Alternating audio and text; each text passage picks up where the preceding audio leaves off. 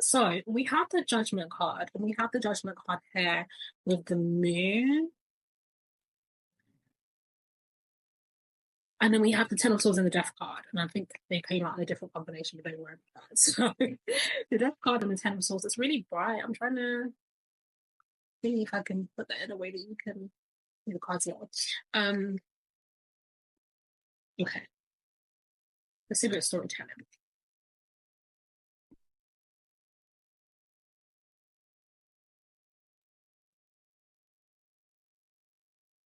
And then she goes quiet. 1 second. I am still connecting.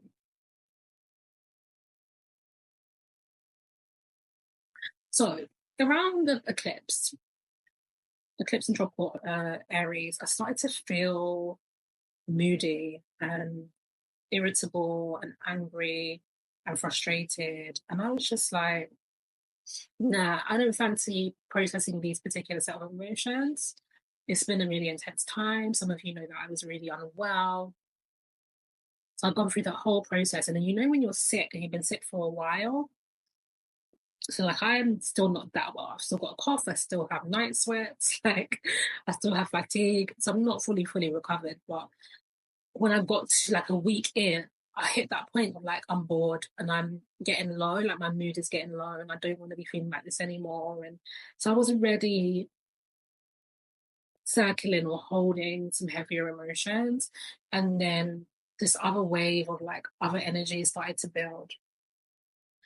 And since the eclipse, I have felt heavy or sad, like I said, irritable, really low mood, really tired. I was out today. I moved apartments. So before I checked in, I was out. I thought I didn't want to be out. Like I just was, everything was irritating me. I lost my jumper when I was out today. It was because the weather report said it was going to be overcast and windy. It was blazing hot. So I was completely dressed wrong. I couldn't have my jumper on. I was carrying it around, and I turned around partway through my day and I'm like, I don't have my jumper. So then I'm really upset. The sweatshirt, for those of you in different parts of the world who don't call it a jumper. So then I'm really upset about that. And I'm just like, it's just lots of small things. Nothing big, like nothing like dramatically wrong. But even like when I got in the Uber this morning and the seatbelt wasn't working properly, and it was like I was pulling it, it was like getting tighter and tighter and like restricting me. Then I couldn't find the socket and it was hidden underneath. And I was just like, do you know what? Like, again, really small things, but all of it grating me. And that is what this Ten of Swords and the Moon card is. And that's what the judgment energy, sorry, you can't see that so well. That's what the judgment energy here with the Death card is about, which is saying from the Venusian perspective, there is a judgment being cast. So deliberation would be a better word, or an alternative, like a synonym for the energy of the judgment card I'm feeling here. So some deliberation is happening around sensitive and sore feelings, moodiness, even with the moon energy here, that is connected to a deeper level of pain. But with the Ten of Swords, we're also talking about exhaustion, reaching the end, because you can see like she's on the floor, So there's this idea of a battle you lost or things that didn't work out, and they are primarily in the past. I don't think that you're actually on the ground in the Ten of Swords, but the moon energy is the feeling, the memory, the emotion, the energy of that still in the body. And there is tenderness around those enders of the Death card. And I talked about the feelings of the new beginnings that have come with the beginning of, Aries season and the eclipses, but the beginnings are also endings. And there's something about the end. What they're showing me is, it like, well, they're saying it tastes bitter, but they're saying that the end has more power or emphasis than the beginning, and it's only in terms of weighing it. How can I say that differently? If you had a cup of water and you had a cup of like cordial, I don't know what you call it in other parts of the world, but like a juice that you're going to dilute, concentrated juice. and then you put that water into the concentrated juice, what you then taste is the juice. Like from that point forward, even if you taste a watered down juice, you're not going to drink that glass and be like, this is delicious water. From that point of mixture, it's just going to taste like some variation of the concentrated juice.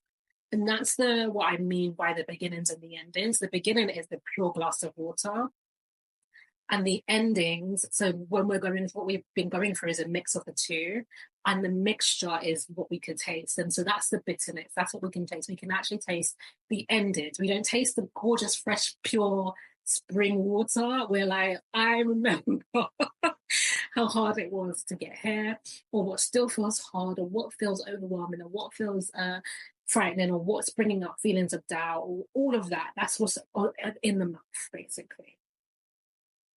And this is what the Venusian deities, which I love, right? Because, Venus astrologically is associated with sweetness. So the Venusian goddesses are looking at deliberating over the experience of bitterness right now from a perspective of like change or adjustment or providing help and support.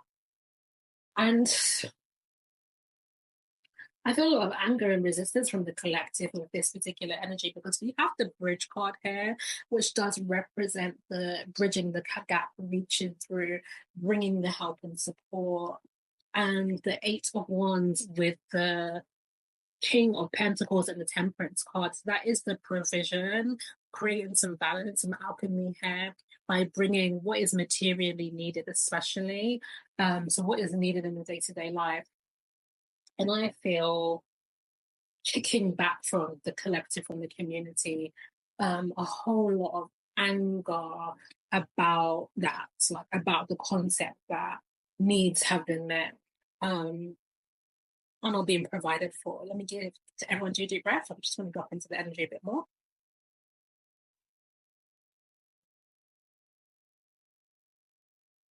I can hear phrases like I'm so angry. I can hear I don't want to hear it. I can see eye rolls, a lot of pain, like dryness in the chest space.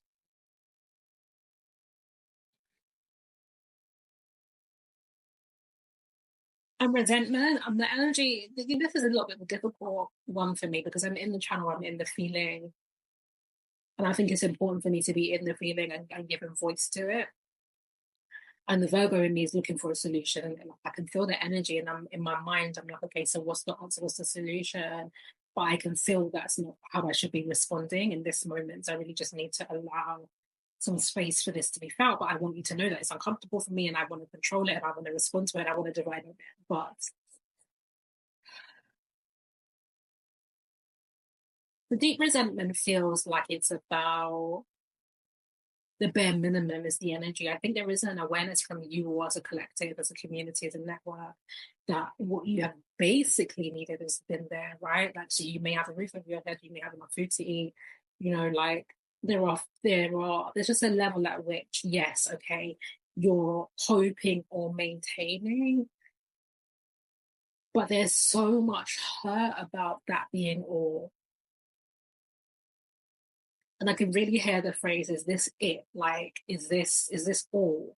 Is this everything?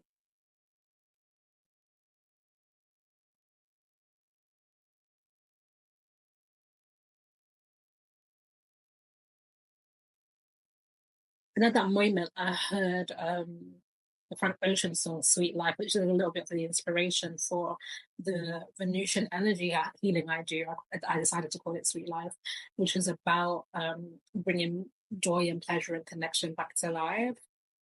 But I feel like that energy coming in was an answer to this frustration and this resentment, and it feels dry, it feels itchy, it feels like if you had like irritation or inflammation in the chest, like that's what it feels like. The energy feels like everything is like sandpaper, which is to say that everything is comes with friction or some level of difficulty. And there is an acknowledgement from the Venusian deities today to say that that is true, you are right, and it shouldn't be that way. That life is not supposed to taste like chewing nails. That's the image that they've given me. Like it's not supposed to be like biting on iron all the time.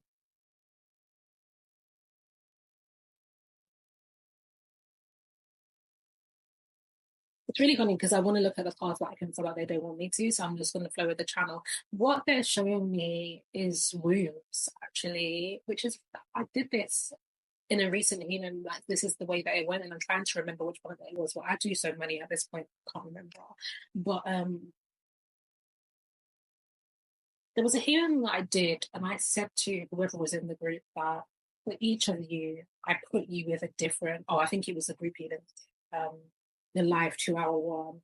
I'm pretty sure I said I'd put each of you with a different goddess because that's how it came through, and a different goddess showed up for each of the people in the room. And that's the energy that they're bringing forward. They're really showing me a womb, and they're saying to me, like, you belong to a particular womb, and that womb knows your name. Like that mother, and I'm not talking about a human body, I'm talking about a deity or God consciousness. That consciousness knows you. And they're saying that in the same way that a mother recognizes like a baby's cry, like she will be able to hear her baby crying and be like, that's my baby, like I need to respond. They're saying that that is the same response that this presence has towards your crying and your frustration and your dissatisfaction with life.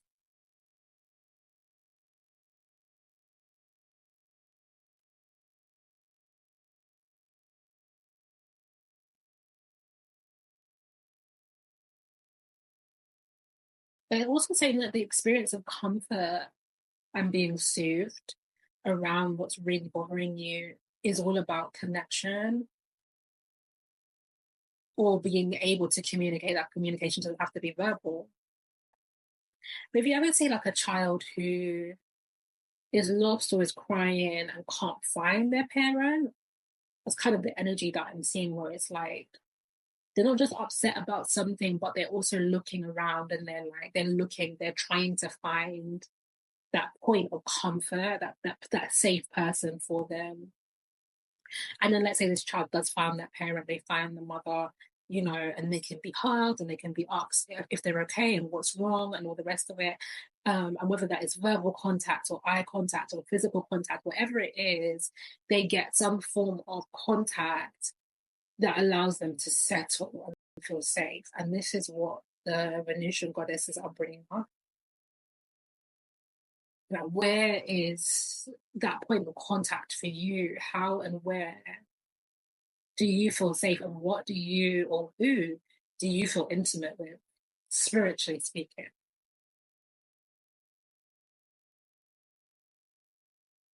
What they're saying is there has been for a long time a very generic sense of spirituality, a way of like universalizing things, or just an overall God, so to speak, or nature or the universe conceptually. And that this was fine when you were really, really baby, like in your path, and you were like an absolute infant when you were a newborn. In the way that a newborn doesn't understand its mother in the way that even a 5 or a 10-year-old does. So it's okay for you to have had the overall sense of there's this big person who kind of picks you up and feeds you. Do you know what I mean in that sense?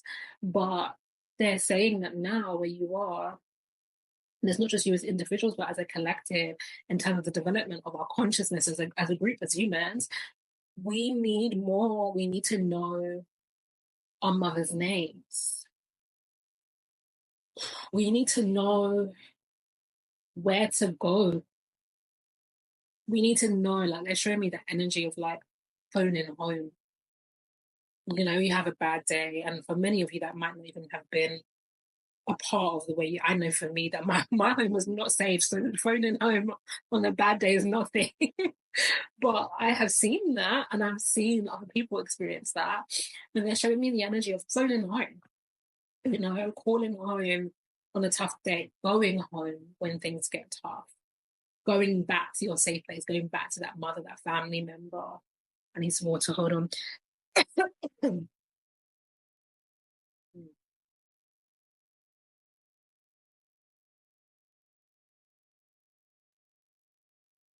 So yeah, they're saying when the SHIT hits the fan, it's not enough to rely on the universe or this overarching sense of God or the divine. It's not enough, even, ancestors to a greater degree because they were previously human, may even be blood relatives.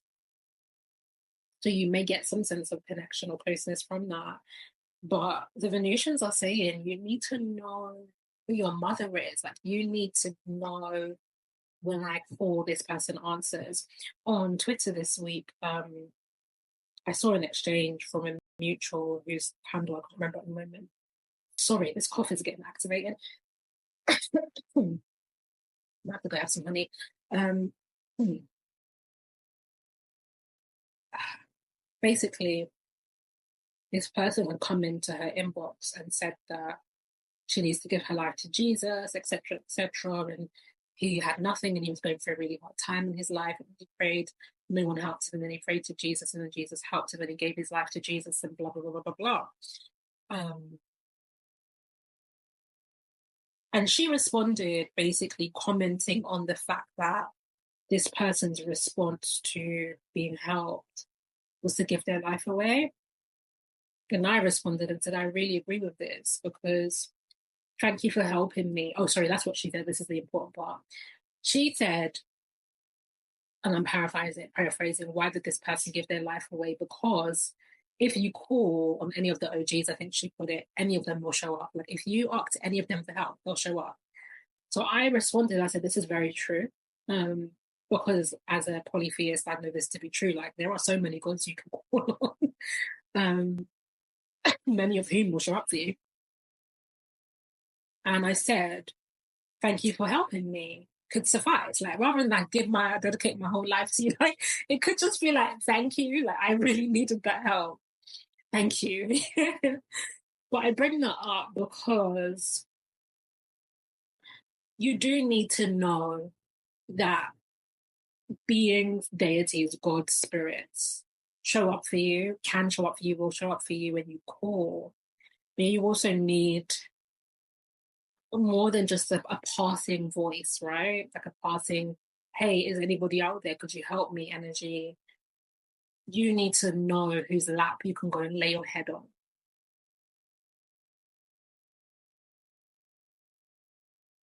So the question is, where does that knowledge come from?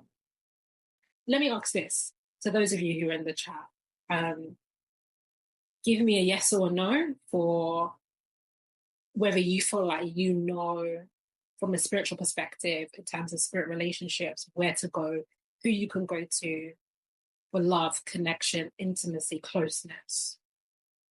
And specifically, if you know the womb you belong to, the mother energy that claims you.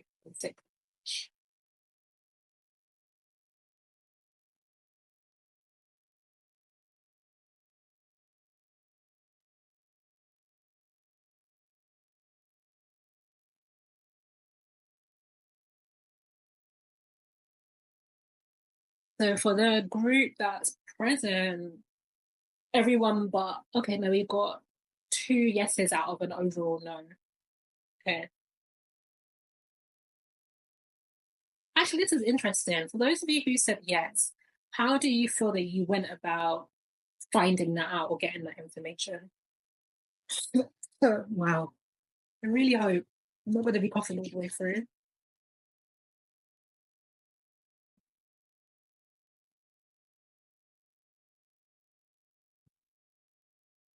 And while you type, I'm going to tune in.